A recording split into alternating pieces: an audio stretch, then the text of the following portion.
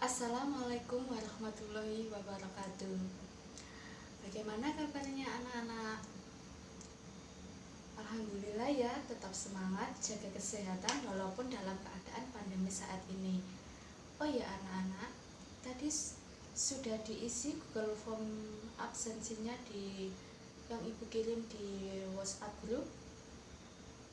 Baik, sudah ya. Nah, kemarin ibu sudah menyampaikan kalau hari ini kita akan membahas apa? Ya, benar, kita hari ini akan membahas tentang teks debat. Tapi sebelum itu, ibu akan membacakan KIKD terlebih dahulu. Yang pertama, kompetensi dasar 3.13, yaitu menghubungkan permasalahan atau isu, sudut pandang, dan argumen beberapa pihak dan simpulan dari debat untuk menemukan esensi dari debat. 4.12, mengkonstruksi permasalahan atau isu, sudut pandang, dan argumentasi beberapa pihak dan simpulan debat secara lisan untuk menunjukkan esensi dari debat ini. Untuk yang akan kita bahas hari ini yaitu yang pertama, mengidentifikasi permasalahan, isu, sudut pandang, argumen, pameran, sikap, pemilihan topik, dan simpulan dari simulasi debat yang menimbulkan pro dan kontra. Jadi nanti kalian akan membahas tentang permasalahan, sudut pandang, argumen, pro dan kontra itu seperti apa. Yang kedua, menelaah permasalahan, isu, sudut pandang, dan argumen beberapa pihak dan simpulan dari debat untuk menemukan esensi dari debat. Jadi, kalian nanti akan menelaah permasalahan, sudut pandang, dan argumen dari beberapa pihak, lalu menyimpulkan esensi dari debat. Yang ketiga, melaksanakan debat berdasarkan permasalahan atau isu, sudut pandang, dan argumen beberapa pihak dan simpulan debat secara lisan untuk menunjukkan esensi dari debat. Jadi, nanti kalian akan mempraktikkan bagaimana cara debat itu. Debat yang baik itu seperti apa? Yang terakhir yaitu menyimpulkan permasalahan atau isu dalam pelaksanaan debat. Jadi kalian nanti akan menyimpulkan permasalahan debat. Ya, langsung saja simak penjelasan materi dari ibu ya. Nanti kalau ada yang belum jelas bisa kalian tanyakan ya anak-anak. Nah, kalian pasti sering mendengar kata debat ya. Dalam kehidupan sehari-hari pasti kalian pernah dengar orang debat mengenai suatu permasalahan. Biasanya debat apa? Debat presiden, debat pemilihan ketua OSIS, debat apa lagi? Debat yang ada di TV-TV itu ya. Terus kalian juga pasti pernah debat dengan teman kalian atau sahabat kalian meskipun itu dalam keadaan tidak sadar. Nah, biasanya mengeluarkan pendapatnya itu bertujuan agar lawan bicaranya itu yakin dan dapat menerima apa yang telah disampaikan. Terus, apa kalian tahu debat itu apa? Iya, Mbak Indra, apa itu debat? Debat adalah penyajian pendapat dua pihak yang saling mengemukakan berbagai argumen dalam sudut pandang yang berbeda, Bu. Ya, benar. Debat adalah kegiatan argumentasi antara dua pihak atau lebih, baik itu perorangan ataupun kelompok dalam mendiskusikan dan memutuskan masalah dan perbedaan. Selain itu, pengertian debat menurut KBBI yaitu pembahasan atau pertukaran pendapat mengenai suatu hal dengan saling memberi alasan untuk mempertahankan pendapat masing-masing. Untuk menurut para ahli, menurut G. Sukandi, debat adalah saling adu argumentasi antara pribadi atau antar kelompok manusia dengan tujuan mencapai kemenangan. Sedangkan menurut Henry Guntur Tarigan, debat adalah saling adu argumentasi antara pribadi atau antar kelompok manusia dengan tujuan mencapai kemenangan satu pihak. Nah, itu tadi penjelasan menurut KBBI dan menurut para ahli. Adapun unsur-unsur debat yaitu 1. Mosi, hal atau topik yang diperdebatkan atau pernyataan atau penentu tentang suatu topik yang menjadi bahan debat. Mosi ini dapat disampaikan sebelum atau pada saat debat berlangsung. Dalam menentukan mosi, pastikan mosi bersifat kontroversial, aktual, relevan, spesifik, dan bermanfaat. Yang kedua, tim afirmasi, tim yang setuju terhadap hal-hal yang diperdebatkan, atau bisa disebut dengan tim pro. Debat harus memiliki pihak pro atau pihak afirmasi yang setuju terhadap mosi yang telah diberikan. Pihak pro biasanya akan memberikan pidatonya terlebih dahulu mengenai alasan mengapa mendukung pernyataan di dalam mosi. Yang ketiga, tim negatif atau oposisi, yakni kebalikan dari tim afirmasi.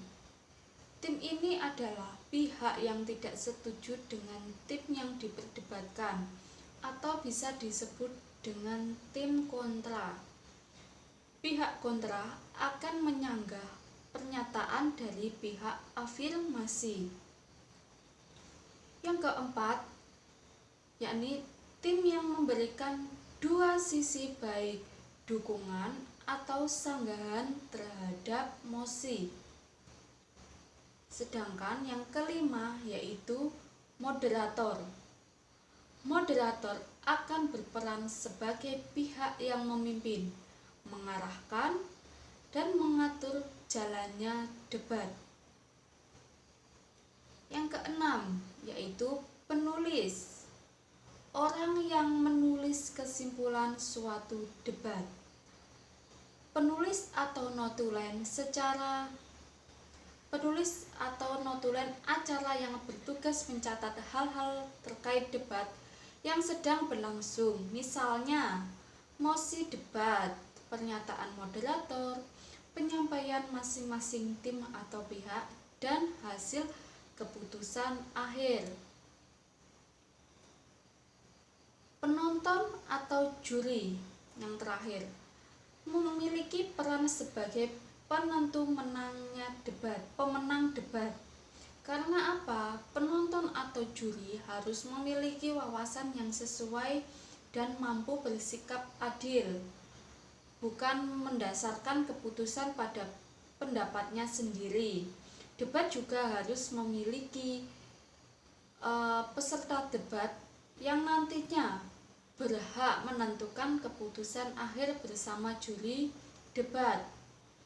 Dalam beberapa debat, peserta tidak ikut andil dalam menentukan keputusan akhir, namun jika dibutuhkan voting, maka biasanya peserta akan diperhitungkan suaranya.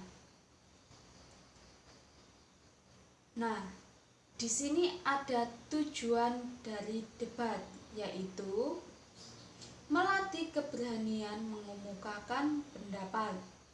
Yang kedua, melatih mematahkan pendapat lawan. Yang ketiga, menentukan kemampuan merespon suatu masalah.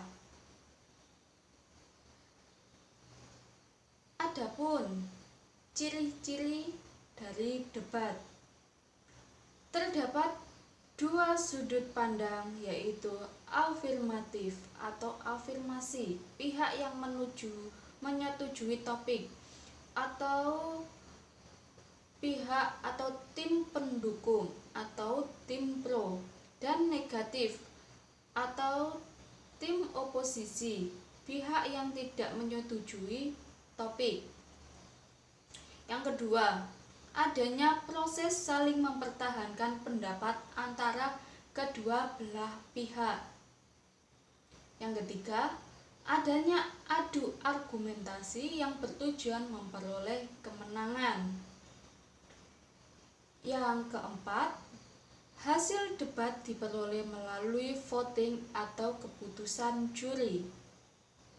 Kelima, sesi tanya jawab bersifat terbatas dan bertujuan untuk menjatuhkan pihak lawan. 6. Adanya pihak yang berperan sebagai penengah yang biasanya dilakukan oleh moderator, bisa juga sebagai tim netral. Selanjutnya, penjelasan tentang struktur teks debat. Ada 5 struktur teks debat, yakni yang pertama, pengenalan. Pada pengenalan kali ini, moderator menyampaikan salam pembuka untuk memperkenalkan tim. Struktur yang kedua, yaitu menyampaikan argumentasi. Penyampaian argumentasi disampaikan oleh tim afirmasi, tim oposisi, dan tim netral. Yang struktur ketiga yaitu debat. Ini yang intinya ya, struktur inti. Pada struktur ini, tim afirmasi dan tim oposisi saling memberikan sanggahan, lalu ditengahi dengan tim netral. Yang keempat, simpulan. Simpulan pada struktur ini, tim afirmasi, tim oposisi, tim netral menyampaikan simpulan terkait mosi, pendapat, dan sanggahan dari tim lain. Yang terakhir, penutup. Struktur kelima ini moderator memberikan simpulan secara keseluruhan tanpa berpihak, kemudian menutup kegiatan debat dengan salam. Selanjutnya ada jenis-jenis debat. Debat yang pertama yaitu debat parlementer atau majelis, atau assembly or parliamentary debating. Maksudnya dan tujuan majelis ini yaitu untuk memberi dan menambahi dukungan bagi suatu undang-undang tertentu, dan semuanya anggota yang ingin menyatakan pandangan dan pendapatnya berbicara mendukung atau menentang usul tersebut setelah mendapat izin dari majelis. Itu tadi penjelasan dari debat parlementer. Sedangkan debat yang kedua yaitu pemeriksaan ulang untuk mengetahui kebenaran pemeriksaan terdahulu atau cross examination debating. Maksud dan tujuan debat ini yaitu untuk mengajukan serangkaian pertanyaan yang satu sama lain berhubungan erat yang akan menyebabkan individu yang ditanya menunjang posisi yang hendak ditegakkan dan diperkokoh oleh penanya. Debat yang ketiga yaitu formal, konvensional atau debat pendidikan.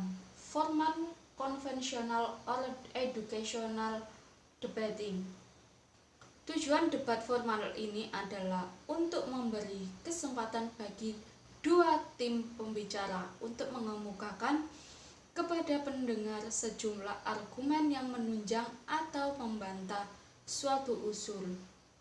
Setiap pihak diberi jangka waktu yang sama bagi pembicara-pembicara konstruktif dan bantahan.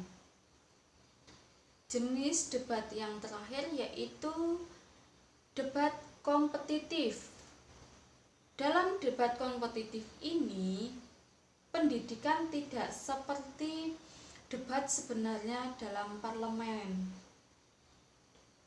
Debat kompetitif tidak bertujuan untuk menghasilkan keputusan tetapi lebih diarahkan untuk mengembangkan kemampuan tertentu di kalangan pesertanya, seperti kemampuan untuk mengutarakan pendapat secara logis, jelas, dan berstruktur, mendengarkan pendapat yang berbeda, dan kemampuan berbahasa asing, atau jika debat dilakukan dalam bahasa asing.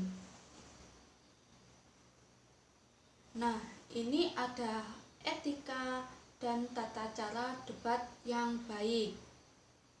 Yang pertama yaitu memahami dan menjalankan peraturan debat yang telah disepakati peserta dan anggota debat. Maksudnya, jika seorang anggota debat melanggar peraturan, maka akan berpengaruh kepada timnya. Yang kedua, pertanyaan yang diajukan sebaiknya disampaikan dengan profesional, tidak menghina, tidak menguji atau maupun merendahkan lawan. Pertanyaannya juga tidak boleh menyerang lawan secara pribadi, namun fokus ke permasalahan yang sedang dibahas.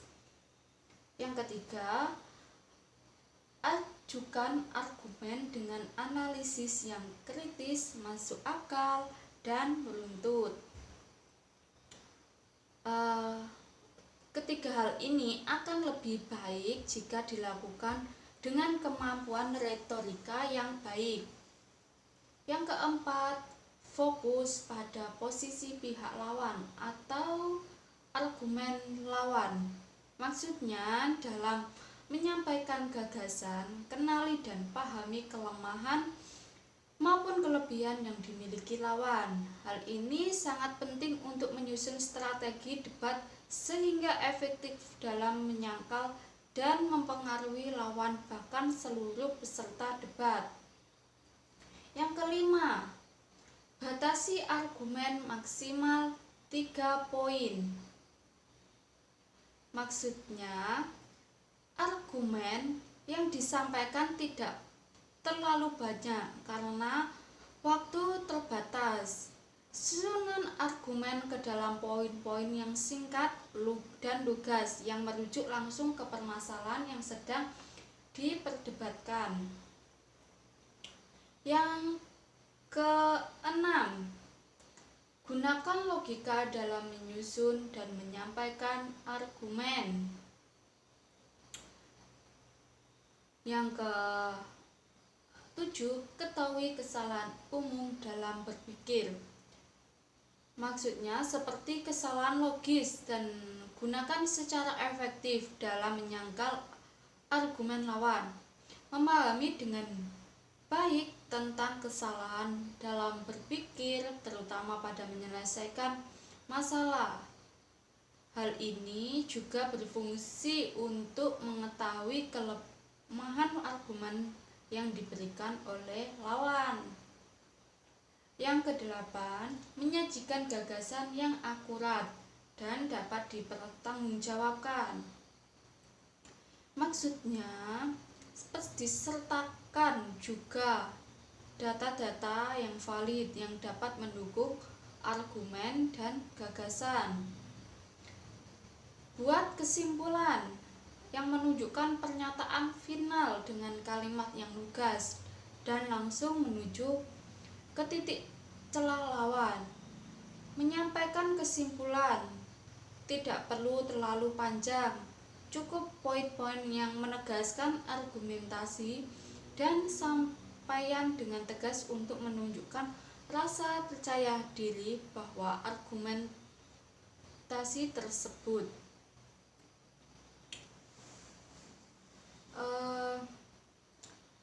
Penjelasan selanjutnya yaitu ada kaidah kebahasaan teks debat.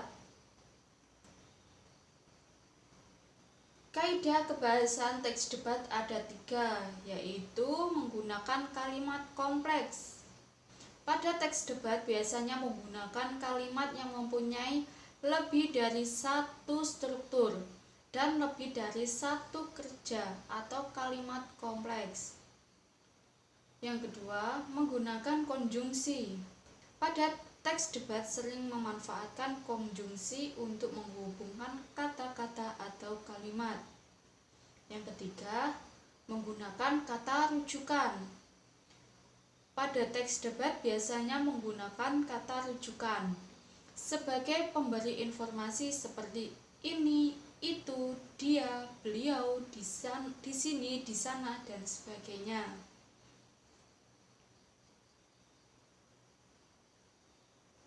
Nah, ini ada contoh teks debat yang berjudul Insersi pembelajaran bahasa Inggris di SD. Nah, itu ada contoh dari mosi atau isunya dari insersi pembelajaran bahasa Inggris di SD, yaitu pembelajaran bahasa Inggris perlu dilakukan sejak di bangku SD. Yang kedua, contoh dari moderator. Pembelajaran bahasa Inggris sejak bangku sekolah dasar sejatinya telah dimulai sejak tahun 1996. Tujuannya adalah memberikan landasan yang kuat mengenai akuisisi multibahasa bagi siswa sekolah dasar. Diharapkan mereka dapat menguasai bahasa Inggris sebagai bahasa internasional sejak dini. Tetapkah kebijakan itu? Nah, dari tim afirmasi, kami dari tim afirmasi berpendapat bahwa pembelajaran bahasa Inggris sejak SD perlu dilakukan, karena pada usia ini mereka lebih mudah menyerap serta menguasai bahasa Inggris.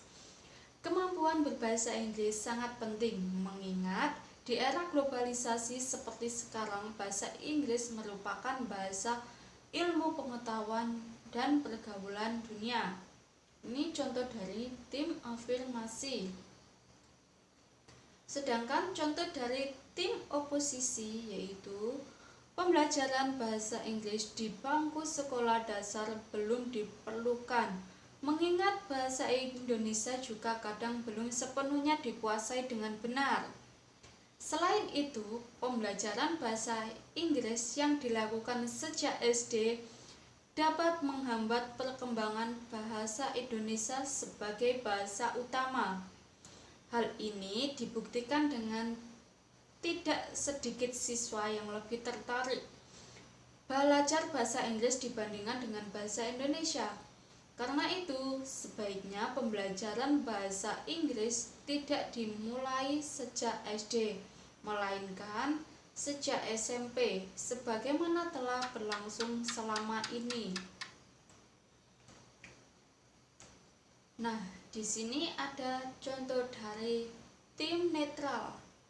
Kami dari tim netral berpendapat bahwa pembelajaran bahasa Inggris sejak SD tetap diperlukan mengingat bahasa Inggris adalah bahasa ilmu pengetahuan dan pergaulan dunia. Namun, yang lebih utama adalah penguasaan bahasa Indonesia karena bagaimanapun bahasa Indonesia adalah bahasa nasional. Karena itu, agar siswa lebih tertarik mempelajari bahasa Indonesia, pola pengajarannya sebaiknya dilakukan dengan lebih menarik. Dengan demikian, siswa tidak lagi lebih mementingkan belajar bahasa Inggris dibandingkan bahasa Indonesia. Yang terakhir yaitu contoh dari kesimpulan.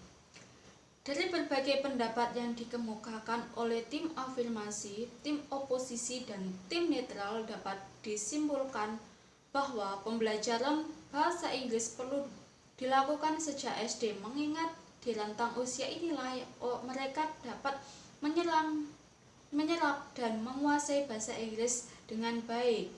Terkait dengan lebih tertariknya siswa terhadap pembelajaran bahasa Inggris dibandingkan bahasa Indonesia sebagai bahasa nasional, sebaiknya pengajaran menggunakan metode yang jauh lebih menarik agar siswa tidak lagi menomorduakan bahasa Indonesia. Nah, anak-anak, tadi itu penjelasan tentang materi debat serta contoh dari debat. Nah, sekarang apabila ada yang kurang jelas, silakan dipertanyakan tentang materi debat kali ini ya anak-anak.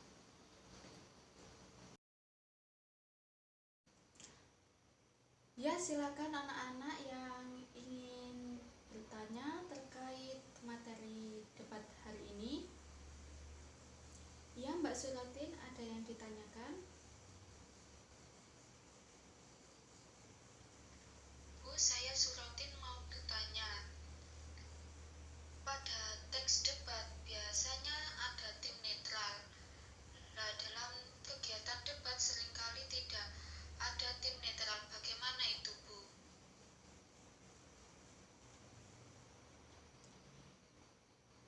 Ya, Ibu akan menjawab pertanyaannya dari Mbak Suratin. Jika dalam sebuah debat tidak ada tim netral, maka tidak ada yang membatasi antara debat tim afirmasi atau tim pro atau bisa juga disebut tim pendukung dengan tim oposisi atau tim penentang atau bisa disebut juga tim kontra, sehingga dapat menimbulkan debat kusir dan saling menyerang personal lainnya. Begitu Mbak Suratin, apakah sudah jelas? Ya, ada lagi yang bertanya?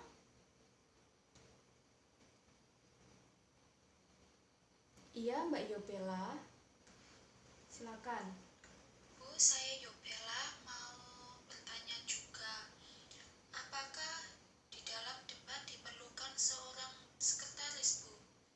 Terima kasih.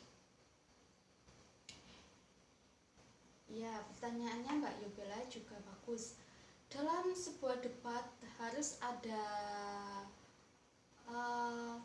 sekretaris atau bisa juga disebut juga notulen atau penulis yang bertugas untuk mencatat dan menyimpulkan argumentasi dari masing-masing tim. Begitu Mbak Yubela. Gimana anak-anak, sudah jelas? Ada lagi yang mau ditanyakan anak-anak terkait materi hari ini sebelum Ibu memberi contoh tayangan debat pada hari ini? Iya, Mbak Vero, mau bertanya apa? Bu, saya Vero mau bertanya, bagaimana cara menyampaikan argumen yang baik dalam debat, Bu? Terima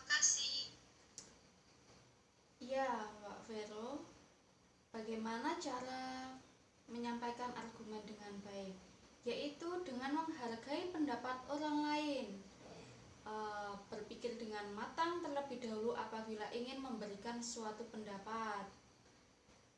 Jangan terburu-buru untuk memberikan pendapat sehingga pendapat tidak efektif dan malah menyimpang dari topik suatu debat. Ada juga tidak mencela atau meremehkan pendapat orang lain. Yang terakhir, berilah tambahan dan solusi apabila ada pendapat yang menurutmu bagus. Begitu Mbak Vero. Anak-anak yang lain sudah jelas? Nah, sekarang Ibu ada tayangan debat. Coba kalian cermati dan perhatikan dengan baik-baik ya anak-anak.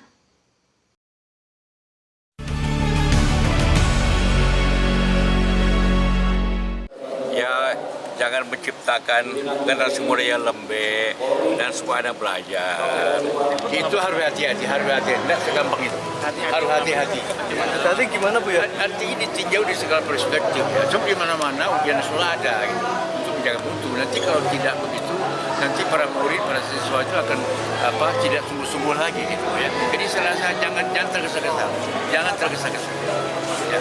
Harus dikaji ulang. Dikaji ulang secara mendalam, melibatkan para pakar yang mengerti betul gitu ya. Jangan serampangan. Ini bukan Gojek.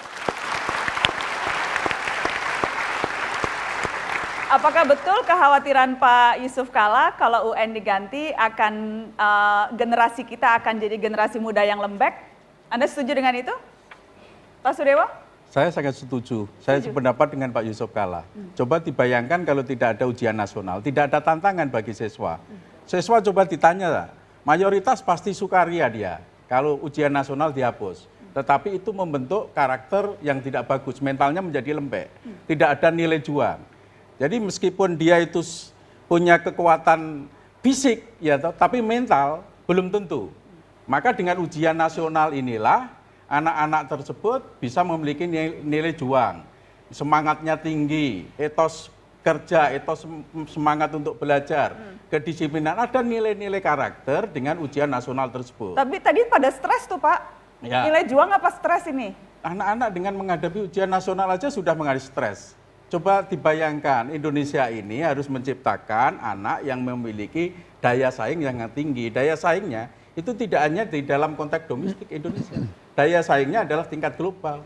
Jadi dalam proses dia belajar untuk menghadapi ujian nasional itu juga proses membangun mental dia untuk mempunyai semangat saing dengan anak-anak di tingkat internasional. Jadi ini perlu pemerintah juga, meskipun demikian pemerintah itu merespon, mengakomodir kesetresan anak-anak. Bagaimana dijalikan jalan keluar supaya anak ini tetap happy, ya, punya semangat untuk belajar, tetapi ujian nasional ini tetap diperlakukan sebagai standar penilaian secara nasional. Oke, silakan ada yang mau menanggapi Bu Retno? Saya mau menanggapi membentuk manusia lembek, kenapa kita kalau disurvei secara global ya, kita ada di urutan 72 dari 76 sistem pendidikan kita ya, setelah diuji.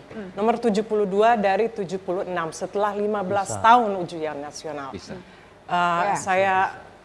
Baru saya baca ya itu kemarin. Betul. Standar bisa ya, Bu? Artinya ya standar bisa maupun TIMSS kita rendah. Saya melihatnya gini Mbak Naswa, bukan karena faktor ujian nasionalnya itu, ya, mental dia di urutan ke-72 dari 78 negara, tetapi isi dari ujian nasional itu yang harus dievaluasi, dilihat kembali. Isinya apa? Isinya, ya saya sepakat dengan Mbak Retno, sepakat dengan Menteri. Tidak hanya hafalan, tetapi penalaran. Kan bisa saja penalaran, tetapi ujian nasional. Jadi ada ukurannya, standar. Bagaimana kita bisa tahu? Bagaimana, prestasi sekolah, prestasi anak, kalau tidak ada ujian nasional, tidak ada standar penilaiannya. Gitu. Kalau belajar dari pemikiran Ki Hajar Dewantara, belajar itu ya menyenangkan. Belajar itu dia digambarkan oleh Ki Hajar adalah taman. Jadi sesungguhnya belajar itu adalah sesuatu yang senang. Anak-anak punya tidak perlu diiming-imingi, nanti kamu dapat hadiah kalau ranking sekian. Dia punya rasa ingin tahu, dia punya, itu yang sebenarnya disebut dengan belajar. Jadi Merdeka Belajar Pak Nadiem itu maksudnya adalah bagaimana anak-anak ini sekarang belajar tuh atas maunya, kebutuhannya, dan disitulah cara berpikir dan Mbak dikuatkan. Dan sebenarnya ujian nasional itu Mbak Nana, itu menguntungkan kelompok kaya sebenarnya. Jadi bagaimana kelompok-kelompok kaya ini bisa membayar bimbel, bisa kemudian tidak, kan mereka gizinya cukup, tidak perlu bantu orang tua, mereka hanya berpikir belajar. Untuk sini saya tidak sependapat, Mbak Naswa. Ya, makanya kemudian ujian nasionalnya tinggi. Nah, bagaimana dengan anak-anak yang miskin? Atau mereka kan harus bantu orang tua, tidak bisa bayar bimbel, itu kan ada ketidakadilan. Satu lagi, misalnya SD itu kan 3 mata pelajaran, bahasa, matematika, IPA. Lah kalau anak kita jago IPS tapi tidak bisa IPA, apakah kita mau bilang anak ini bodoh? Anak ini kan tidak gitu. Dan jadi akhirnya dicap bodoh kalau nilai ujiannya tidak bagus. Betul. Oke. Mbak Nana. Baik, bagaimana Pak Huda? Mbak Nana, isu soal mengganti UN ini sudah lama. Sebenarnya sudah hampir 10 tahun terakhir. Nah, kami di Komisi 10 apresiasi betul dengan Mas Nadiem karena Mas Nadiem mengambil keputusan yang baik menurut saya. Setelah terlunta-lunta 10 tahun lalu diambil dan lalu diputuskan untuk diganti. Terima kasih. Di mata saya ini tidak relevan lagi. UN ini tidak relevan bagi melahirkan generasi yang kreatif, yang cerdas, yang inovatif. Karena tadi itu UN masih sekali lagi metodenya memaksa anak-anak untuk menghafal. Nggak relevan lagi. Tadi yang dibilang oleh Pak Yusuf Kalla, yang dibutuhkan ke depan adalah generasi yang kreatif dan inovatif dan cerdas. Lemah bisa kita tutupi dengan generasi yang cerdas dan inovatif di masa yang akan datang. Tapi Anda sependapat kalau tidak ada ujian maka mental tidak akan dilatih? Bukan tidak ada ujian, kan diganti dengan asesmen kompetensi minimum dan survei karakter. Jadi hanya beda saja. Jadi ujiannya tetap, metodenya dan modelnya saja yang berbeda. Oke. Saya meluruskan Pak, karena kan saya juga rapat kerja dengan Menteri ya, dengan Pak Toto Komisi, Dirjen juga hadir waktu itu. di Komisi 10 ya kan. Saya berpedomannya dari apa yang disampaikan oleh Pak Menteri ketika raker dengan Komisi 10 DPR RI. Bahwa ujian nasional itu akan diganti dengan asesmen kompetensi dan survei karakter. Tapi Pak Menteri belum menjelaskan asesmen kompetensi itu wujudnya seperti apa. Ya, dan Pak Menteri juga menyampaikan bahwa Kementerian Pendidikan akan memberikan kedaulatan kepada sekolah untuk membuat soal, untuk menentukan kelulusannya. Dan Anda sependapat dengan itu? Saya sangat tidak sependapat itu. Coba dibayangkan kalau sekolah membuat soal sendiri, menentukan kelulusan sendiri. Sekolah yang mempunyai nilai 100 terhadap anak, yang nilai 100 terhadap sekolah yang lain itu bobotnya bisa beda. Ya kan, kualitasnya bisa beda. Sekolah tentu memiliki afirmatif keberpihakan terhadap siswanya. Membuat soal mesti disesuaikan kondisinya, padahal itu belum sesuai dengan standar. Jadi menurut Anda harus ada sentralistik, ujian itu harus sentralistik? Tidak harus sentralistik, tetapi harus ada standar penilaian, ada standarnya. Bagaimana Pak Toto? Ya, terima kasih. Saya ingin sebelum jawab langsung, saya ingin menyampaikan kita tidak bisa melihat penilaian ujian nasional sebagai sebuah kebijakan yang berdiri sendiri. Ini sebuah rangkaian dari proses perbaikan dalam kultur belajar anak-anak. Tadi kita lihat dari adik-adik tadi, Bu Retno juga menyampaikan bahwa UN ini selama ini, praktek UN selama ini telah merusak bagaimana belajar di sekolah itu menjadi tradisi yang tidak pada tempatnya. Ya, Jadiontoro menyampaikan bahwa pendidikan itu merupakan daya upaya untuk memajukan bertumbuhnya budi pekerti, pikiran dan tubuh. Itu sudah dilanggar. Pikiran itu menumbuh kembangkan daya nalar. Tadi dilihat bahwa praktek UN yang selama ini telah mereduksi proses pendidikan hanya drill, ya, bahkan membawa keseharian assessment yang dilakukan guru itu mengarah ke UN. Pilihan ganda, banyak hafalan, paling hanya yang sederhana, tidak melatih penalaran. Padahal itu seperti itu teman-teman? Akhirnya belajar hanya menghafal saja ya?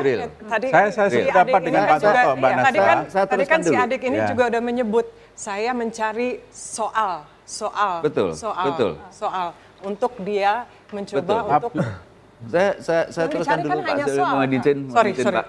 Mohon izin. Nah, ini perlu dibenahi. Jadi UN tidak bisa berdiri sendiri. Pembenahannya seperti apa? Karena ini sudah membawa pola pendidikan mengarah kepada proses drilling, mereduksi kurikulum, mereduksi proses pendidikan. Yang penting ada soal latihan setiap hari, nanti UN beres. Alat ukurnya sebenarnya nggak apa-apa ini. Sebagai alat ukur masalah nggak apa-apa. Kemudian disalahgunakan sebagai sebuah tradisi penyelenggaraan pendidikan di tiap sekolah. Mbak Nasra, bisa saya komentari ini? Ini dulu Saya Pak, potong. ini saya mohon maaf. Jadi rangkaian kebijakan yang lainnya adalah ada Merdeka Belajar. Pertama, perhatikan siklus belajar atau learning cycle. Pertama, guru harus merencanakan kurikulumnya dengan baik, melaksanakan, do, kemudian cek, assessment. Assessment itu berlayer. Ada assessment keseharian yang dilakukan oleh guru, mengamati itu assessment. Kemudian ulangan harian, quiz harian, dengan variasi tidak hanya tes. Sampai ke tingkat nasional. Jadi ini artinya perubahan secara menyeluruh. UN Perubahan hanya secara salah menyeluruh. satu dari Salah rencana satu. perubahan. Betul. Tetapi perubahan berarti yang harus berubah juga termasuk gurunya, kompetensinya juga harus ditingkatkan. Ada banyak hal. Rentetannya jadi panjang. Sudah siapkah dengan itu? Sebenarnya saya sudah sependapat dengan Pak Toto. Pak Toto tadi mengatakan bahwa ada multi choice, ada apa itu namanya literasi. Ini harus sebagai ukuran. Saya cocok, berarti kalau ini sebagai ukuran, ujian nasional itu tidak dihapus. Cuman isinya yang dirubah dari hafalan menjadi Strategi penalaran. dan metode, Gitu. Tapi kalau akan merubah dari hafalan menjadi penalaran lantas ujian nasional itu ditiadakan, ini yang salah. Karena tidak ada standar penilaian. Bagaimana sekolah itu akan mencapai satu prestasi yang diharapkan oleh satu negara. Negara itu membuat suatu soal, bentuk penalarannya itu mesti mempertimbangkan bagaimana anak-anak ini nanti lulus memiliki daya saing secara global. Gitu. Tapi kalau itu nanti sekarang pun standarnya berbeda-beda kan Pak, setiap sekolah, satu kota saja standarnya beda-beda sekolahnya. Situasi kondisi berbeda-beda, tapi pasti harus dikasih standar dalam rangka memacu sekolah tersebut naik kepada standar tersebut. Gimana Mas Nino? Ini sebenarnya salah satu problem utamanya adalah karena UN mencampur adukkan beberapa fungsi dari assessment. Itu ya. Yang pertama, UN ini mau menilai siswanya. Individu siswa dinilai pencapaian penguasaan kurikulumnya selama 3 tahun. Yang kedua, di sisi lain UN juga mau dipakai sebagai pemetaan kualitas pendidikan nasional. Gitu. Nah, ini secara secara metodologi pengukuran pendidikan keliru, karena kedua fungsi ini perlu instrumen yang berbeda. Gampangannya beginilah, siswa itu belajar selama 3 tahun, itu ada puluhan ratusan konsep yang dia pelajari untuk satu mata pelajaran itu ya. UN hanya bisa mencakup berapa soal Pak Toto? 40 soal pilihan ganda mata gitu pelajaran, ya. Dalam 2 jam. Tidak mungkin mengukur penguasaan siswa terhadap kurikulum yang dipelajari selama 3 tahun dalam 2 jam. Gitu. Kalau untuk pemetaan nasional bisa dilakukan. Tapi kalau untuk mengukur kompetensi untuk mengukur siswa di level siswa tidak mungkin dilakukan. Jadi UN ini maunya apa? Mengukur standar atau mengukur siswa? Maunya apa? Setelah pariwara kita bahas atau mengukur sekolah lain lagi? Setelah kalian menonton video tadi, jelas kalian memerhatikan dengan seksama. Nah, sekarang Ibu mau bertanya kepada kalian tentang apa yang kalian lihat dari debat tadi. Yang pertama yaitu, setelah melihat tayangan video debat tadi, apa yang ada dalam pembahasan tersebut atau isu yang didebatkan? Siapa yang mau menjawab? Saya Bu Arianti. Ya, Mbak Arianti. Video tersebut menjelaskan isu tentang dihapusnya ujian nasional. Ya, benar. Yang ada di pembahasan tadi yaitu isu tentang ujian nasional ditiadakan. Pertanyaan yang kedua yaitu, bagaimana tanggapan orang atau bintang tamu yang ada di video tadi? Siapa yang mau menjawab? Ya, Mbak Dela, silakan. Saya Budela, bahwa tanggapan orang atau bintang tamu yang ada di tayangan video tadi, yaitu ada tim afirmasi dan tim oposisi, atau juga bisa disebut tim pro dan kontra. Tim pro setuju bahwa ujian nasional masih diadakan karena standar mutu pendidikan harus tetap ada. Di video tadi seperti itu.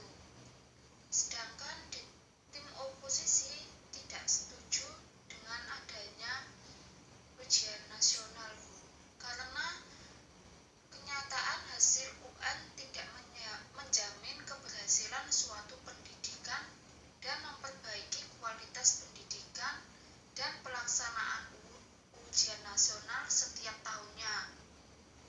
Begitu, Bu. Ya. Yang ada di video tadi. Terima kasih. Iya, benar Mbak Dela. Jadi, tim pro setuju dengan diadakan ujian nasional, sedangkan tim kontra tidak setuju diadakan ujian nasional.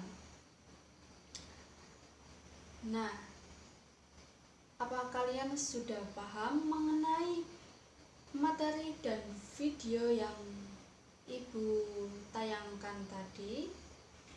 Jika sudah, Ibu akan memberikan tugas kepada kalian. Tugasnya ini berkelompok ya anak-anak. Ibu sudah membagi kelompok masing-masing 3 orang. Yang kelompok pertama yaitu kelompoknya Ariandi Della Vero. Yang kedua kelompoknya Surotin Indra Yobela. Nah, tugas kalian di sini mencermati link video yang sudah Ibu kirim di WhatsApp group mengenai suatu debat. Ya, nanti kalian analisis isi dari debat itu, terus kalian tentukan siapa yang menjadi tim kontra, tim pro, tim netral, yang jadi moderator siapa, dan notulisnya itu siapa. Gitu ya anak-anak. Jadi Ibu ulangi lagi, kalian menganalisis suatu video yang Ibu berikan di WhatsApp group. Yang kedua, kalian mencermati siapa yang menjadi tim pro dan tim kontra, yang menjadi moderator, yang menjadi tim netral, notulis dan notulis. Siapa juga yang menjadi juri juga. Sekian, itu tadi tugas dari kalian ya. Ibu tunggu. Dan ada lagi tugas rumah yang nantinya akan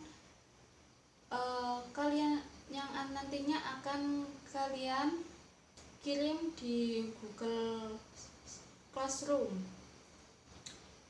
dan dikumpulkan minggu depan. Kalian Ibu suruh untuk mengerjakan tugas yang ada di buku modul kalian. Nanti kalian taruh di Word dengan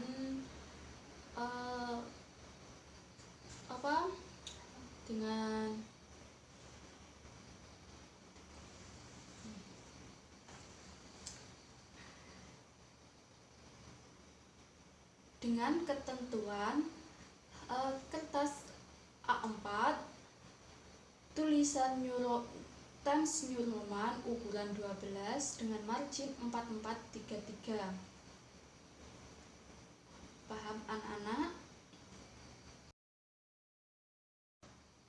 Baik anak-anak, waktunya sudah mau habis. Ibu akan mengulas kembali materi yang tadi Ibu sampaikan, bahwa debat adalah kegiatan argumentasi antara dua pihak atau lebih, baik itu perorangan atau kelompok, dalam mendiskusikan dan memutuskan masalah perdebatan.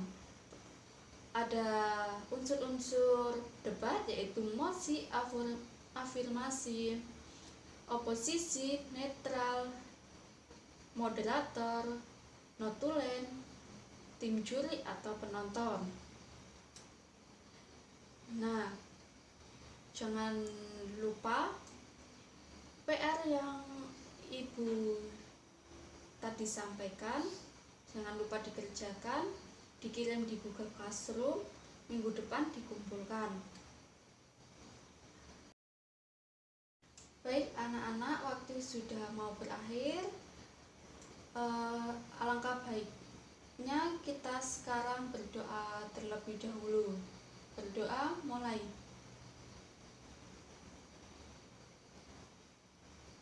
Selesai. Tetap jaga kesehatan, tetap semangat, patuhi protokol kesehatan ya anak-anak, meskipun dalam keadaan pandemi saat ini dan pembelajaran secara daring. Baik, Ibu akan tutup. Apabila ada salah kata dalam pengucapan dalam menyampaikan materi hari ini, Ibu mohon maaf seikhlas-ikhlasnya. Wassalamualaikum warahmatullahi wabarakatuh.